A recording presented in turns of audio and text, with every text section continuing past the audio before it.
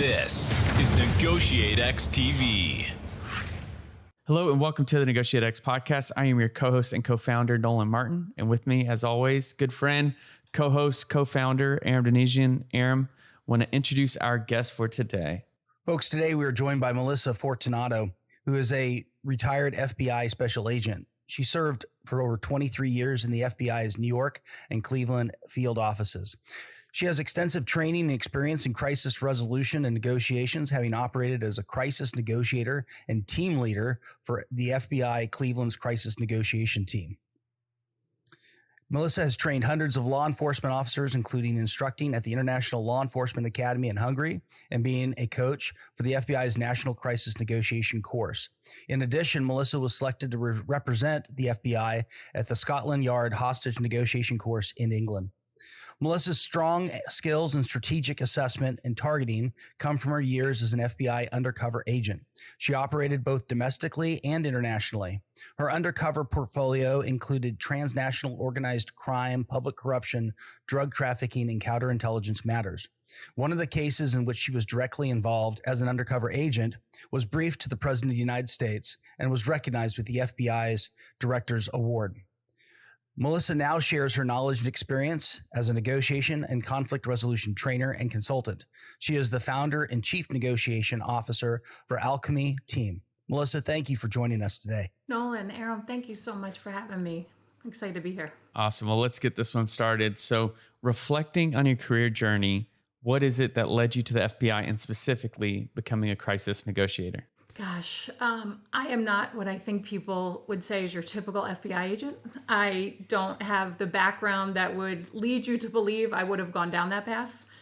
My family, I think, thought it was hilarious when I said, "What do you think about me becoming an FBI agent?" They were like, "You? Really?" I have a background in psychology.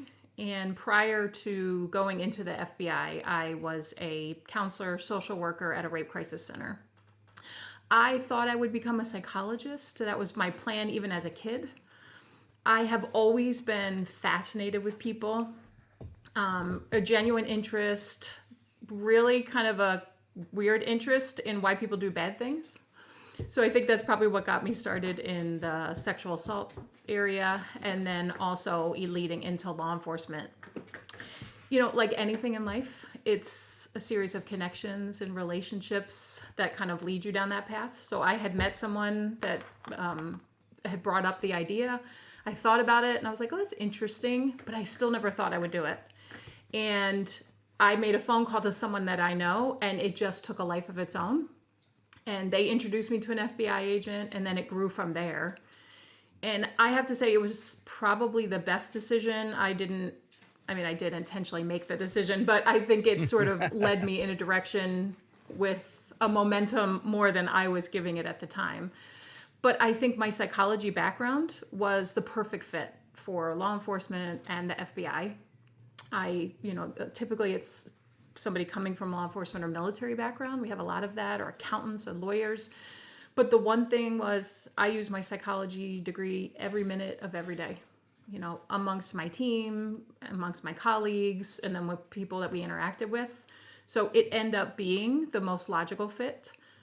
And I was so lucky to be able to have wonderful opportunities in the FBI. Awesome. Tell us a little bit more how your psychology background is used every day. You know, going in, I really thought, oh gosh, I'm not the strongest, the fastest. I can't shoot a perfect circle from this far away, all those things. But what I realized, it's really a people game. And if you have an ability to communicate with people and approach people the right way, you can be so much more successful.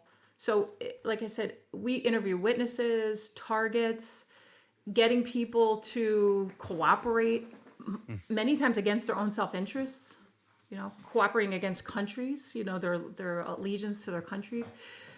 It's just being able to approach people that way and ingratiate yourself to them and get them to want to talk to you, want to tell you things they have not wanted to tell anybody before. Right. And I found so many people who were all the things I thought you needed to be as an FBI agent, big and strong and tough, have a really challenging time connecting with people and being able to get the information they needed to do their jobs. And so that's why I was so surprised how much my psychology was applicable. I used it as an FBI agent.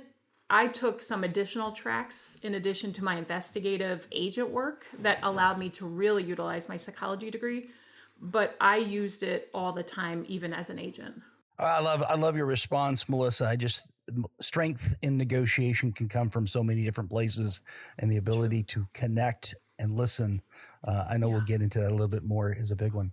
Hey, can you tell us about the most difficult negotiation you ever had to handle while on the crisis negotiation team? So probably the one that comes to mind initially is a kidnap for ransom case that we had involving an American citizen who was kidnapped over in Afghanistan. It was challenging for a series of reasons, not just a kidnap for ransom, but it went on for 56 days. There were so many micro negotiations within the larger one that we thought we were there for that enabled us to practice all of our negotiation skills in these small moments and the big moments. And I think for me, some of these challenges I think are very similar in any type of negotiation, right? We were doing and coaching the wife that was getting the ransom calls on how to have the conversation. So getting her ready, making her feel comfortable. Then she's talking on the phone, and what initially had started as a ransom negotiation with the hostage takers, the Taliban had taken Mr. Geyser hostage. It ended up being there was a communication problem. The wife did not speak the same dialect that the hostage takers were speaking. So she ended up negotiating with her husband. They put him on the phone and said, you talk to her and you negotiate. So what a weird dynamic that added to it. And Right. Some of the things that we use made it a little more challenging because they knew each other. They had a relationship. Right? So he could understand she was maybe a little bit different than he was used to. So he's trying to do that calculus in his negotiation. Right. In addition to that, her children felt differently about the approach that we were taking. And so she's trying to navigate this relationship with her children in the middle of the most stressful time of her life, as she's has this large responsibility of negotiating with her husband for his own release. At times, she's hearing him on the phone, and he's sharing with her what he's experiencing and how hard that is for him.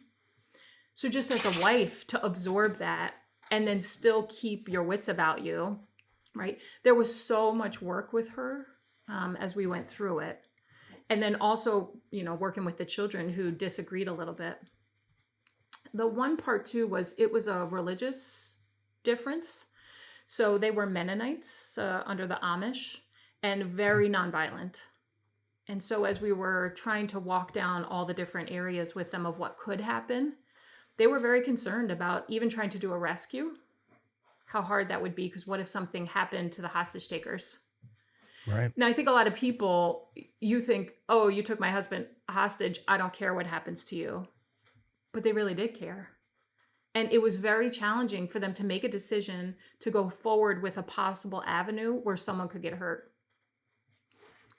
Even just having us there as FBI agents with, showing up with weapons on, that was uncomfortable to them. So we kind of had to adjust to make that less obvious and something as we're coming into their home regularly for 56 days over that period of time. There's just so many dynamics that play out in there. Yeah. And then probably another part of it was we were always trying to run down multiple avenues.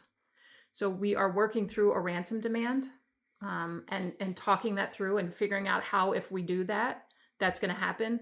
At the same time, we're in conversations with the military, and our larger government about maybe doing a rescue, gathering all kinds of intelligence. So it was so many different avenues of having to try to operate through all the different parties involved. And I think that's why I consider that one probably the most challenging. Yeah. What a great example of a complex situation in terms of, even if it had just been the hostage negotiation itself, that has layers of complexity, but then everything else you're adding in there with the wife and the family, and then all the other agencies. That's very complex. Was it successfully resolved? It was. So what ended up happening, like I said, you're running multiple avenues down at the same time. We were negotiating for a ransom payment, and that may have been something the family chose to do. But at the same time, in conversations with the military, they were able to do a rescue based on the intelligence we gathered. They were able to figure out where he was being held and did do a rescue. Interesting, like, advanced part of the story was like, yay, he's rescued. He's brought home. The military is flying him back on the helicopter, and they say, this is your one time. Like, we rescued you. We're happy that you're home. Go home and don't come back. He felt so compelled to go back because he really had attached to the community that was there. So he was home in the US, home for maybe a year, and chose to go back. Sadly, he was kidnapped again and was murdered in that exchange. Oh. So there was not a second ransom demand. But when I heard the story, I think a lot of people's initial reaction was, oh my God, why would you go back? I think, as we talk about in all negotiations, we may not understand why people do things or the choices that they make. But if you can take the time to sort of suspend judgment and really understand why, when we talked to his wife, she said it was where he was living and working, right? He had gone missionary work there, but then decided to stay. Right. He had friends there, and he felt unfair, that it was unfair to the people in Afghanistan that he could flee to the safety of the US when they couldn't. And so it was really bugging him that he was able to leave. And so he felt compelled to go back. May not be the decision I would make. Wow. But hearing that, I understand his position. And then it does sort of make sense, his behavior more. Yeah. Wow. That's crazy. Yeah. Yeah. So what is the hardest thing to train a negotiator? And does that differ if they're a crisis negotiator versus a corporate negotiator? There probably are a little bit of differences. I found with crisis negotiation that one of the areas that was the most challenging is patience. But I do think this is probably applicable for all of us.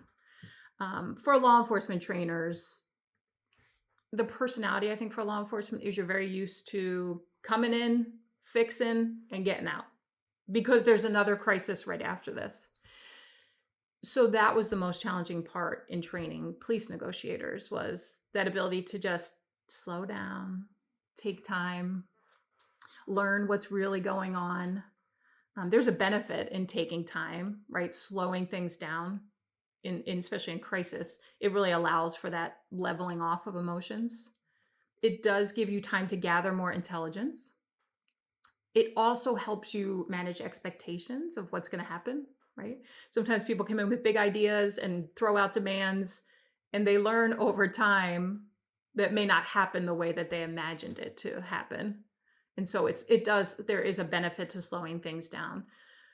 For crisis negotiations, the worst time is really the beginning, that height at the most crisis time, and at the end as it's wrapping up, depending how it's ending. And so we really try to slow down that way. A lot of police negotiators, I think, want to come in and solve the problem. Tell me what the issue is. I can figure out and fix it. I think what you quickly learn is many people in these situations have layers upon layers upon layers of problems, and you're not going to fix all of it. And so they have to learn to trust the process, that if you really just listen, try to connect with them and work through the problem as a team, they almost solve the problem themselves. You don't even need to do anything. You don't have to come up with this amazingly great solution. Right? I see this with my children, right? If they're having a hard time, and if you're just willing to listen and let them lay it all out, many times they know what they need to do and they'll do it. They just need that space to vent and get all those emotions out. I know it's different in business negotiations where it may not be as emotional, but I think emotions are always at play there. And so I think human nature is people tend to want to come in quickly, figure out the problem quick, and move on. We're so busy. We just want to put things behind us, check off the list, and go. But sometimes making decisions quickly just for speed's sake is not the best choice, right? Right. And that we all have to learn to just kind of slow down a little bit. Maybe it's not so bad to take the time and maybe make the connection, build the relationship. I just think that benefits you in the long run. I recognize certain industries or things like that, speed is a factor. So I guess I would say you just have to learn what is it that you're doing, do that assessment of what matters in that situation. I had a very interesting experience where I was approached about working on a television show. And we got into, okay, let's do the negotiations of what you'll be paid, what your title will be. I'm thinking, I don't know anything about this industry at all. And I thought, oh my gosh, here it is. It's a negotiation and I don't know anything. And so I was like, okay, my gut was to just slow down. But in communications with the lawyer, he was like, okay, I hear in your world that you guys slow things down. Just letting you know, in Hollywood, don't slow down, because if they find something else, like a shiny penny they're interested in, they'll be off this and on to something else.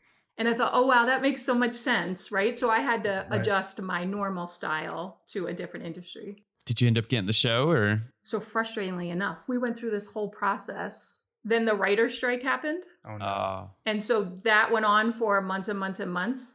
And by the time we circled around, I think there were so many other shows competing. So they chose to not go forward, which was a shame. I was managing my expectations very early from the beginning. Yeah. So I was going to say managing the tempo is so difficult. And I wanted to tie back. I mean, you had so many great points about why time is so important there. Even going back to the previous story about the ransom, kidnapped for ransom in Afghanistan, the ability to suspend judgment. You mentioned that at one point. It's hard to do that when we are potentially rushing ourselves to failure. So what a great illustration of a key skill that negotiators need. And sometimes it might translate into picking up the pace. Your team is called Alchemy-Team. That's the name of your company. Why did you choose that name, and how does it apply to the skills that you teach? So the reason I chose it was alchemy is this medieval chemistry term for transforming base metals and turning them into gold. It is somewhat considered a magical process of transformation. The other side note is one of my favorite books is The Alchemist, which I love. And so at the time I was reading it again, I was starting my business, and I realized, wow, there is really, in what we do in communication and negotiation, there is a transformative power when you're a good communicator, and it can impact all the areas of your life. And I thought, we all know how to talk, and we say we know how to listen, but we kind of do it at a base level most times.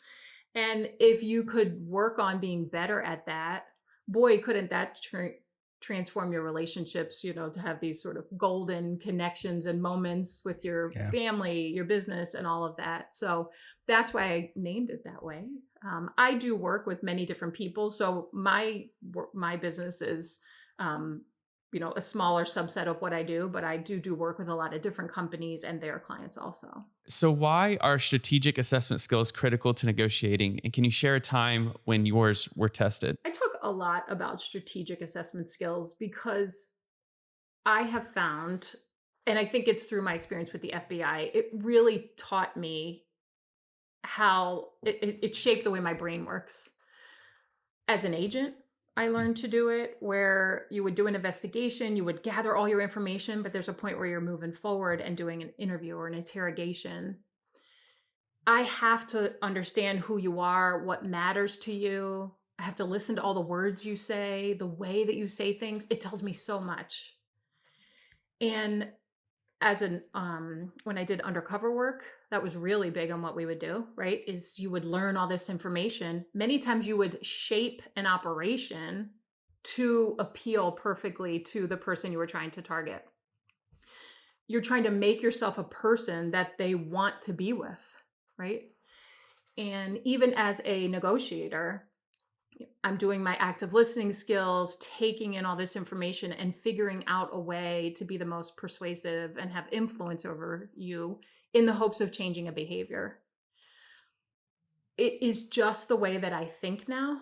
And the cool part, which I'm happy for now, is it lets me do it in all areas of my life. I have learned how to really pause. We talked about this before, is suspending judgment. And really, I think what happens with that suspension of judgment is we make so many assumptions about people, about what they meant, and we don't even realize we're doing it sometimes. And I have learned this assessment skill of really asking the right questions and considering the other side. People call it empathy. It is that. If you don't like that word, if that's too touchy-feely for you, it is strategic, right? Because you will be more successful if you can see it from the other person's perspective. And if you can use words and you can craft things a certain way that is most appealing to them. So why wouldn't you do it? I mean, people just still don't do it sometimes, but I think they think it's too soft a skill, but it is so powerful when you consider the other person. And even just saying, yeah, I could see how that looks from your side, or I can see how you got there from where you started. I understand how you got there. Even if where they got is the worst thing and you're not even condoning that behavior. Right. But to be able to just say to someone, I now see how you see it, and just leave it at that. And then later you can get to your position and where you want it to go. But there is a power in just being able to do that. And that, I think, for me, has made me so much more successful. As a negotiator, as an FBI negotiator, we do all this intelligence gathering in a negotiation, but we do something called negotiation position papers, and it has 3 parts to it. And I think it could be used anywhere, right? You kind of state the facts that you know. This is what happened. He or she did this at this moment. This is how many hostages, this is all the things that we know, right? Just factual.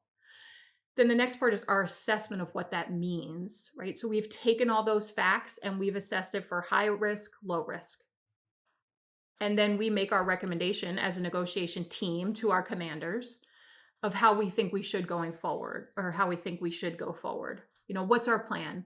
Do we think this is really high risk and we're going to keep negotiating, but we probably should be planning for our SWAT team to consider a tactical entry? Yes. Or, hey, I know it sounds awful, but here's why I assess this as a low risk, and I actually think we're getting somewhere. I also think when we lay that out to our commanders, it gives them information to be able to make a better decision, because they're getting the same thing from our SWAT team, and they have to measure both sides and then make a decision themselves. And so I think that ability to do that assessment in everything you do is really powerful and can make you so much more successful as a negotiator. You mentioned just now this idea of influencing kind of up the chain of command, getting the commander to be able to maybe to influence their ability to make a wise or decisive decision. What are the challenges that you found when needing to navigate those internal channels or the internal team dynamics, and you're negotiating just as much as you are externally, but you're trying to influence upward? Yeah, that's a great point, right? Because there are so many different negotiations going on. I found in the FBI world, more credence was lent to the SWAT team. I just think historically it's cooler, I think from a law enforcement perspective, power and strength is something you need. And it is what has been favored for many, many years. In my 23 years in the FBI, I was able to watch this evolution of the negotiation team really change. It went from, you did your thing over here, it was cute, we may or may not ever train together, we may or may not ever talk, to a point that when I was leaving, it was completely seamless between the two. And I was having a SWAT team commander, call and after and say, thank you so much for coming. It adds so much to what we do here. You're considered from the beginning. We were training together regularly. We were building relationships with each other. Such a difference, right?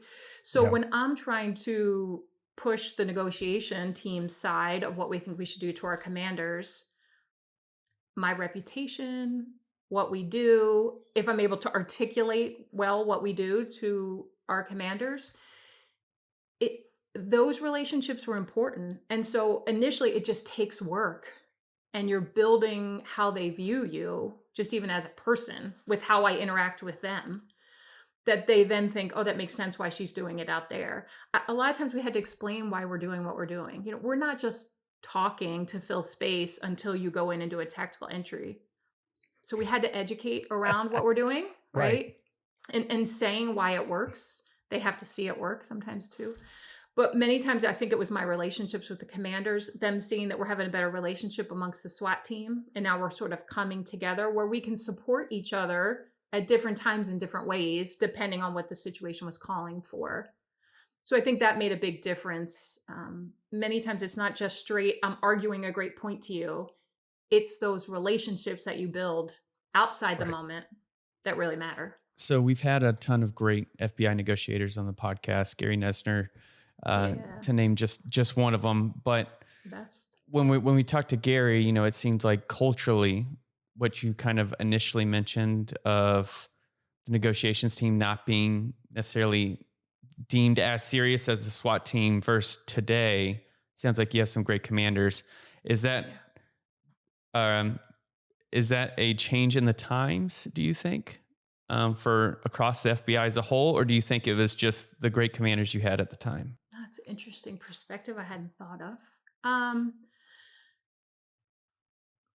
I do think it is a bit of an evolution where, hey, you also learn when bad things happen, right? So I think we've learned over time that maybe just straight hard strength, domination, rushing in isn't always the most successful. And sadly, we learned that from people getting hurt.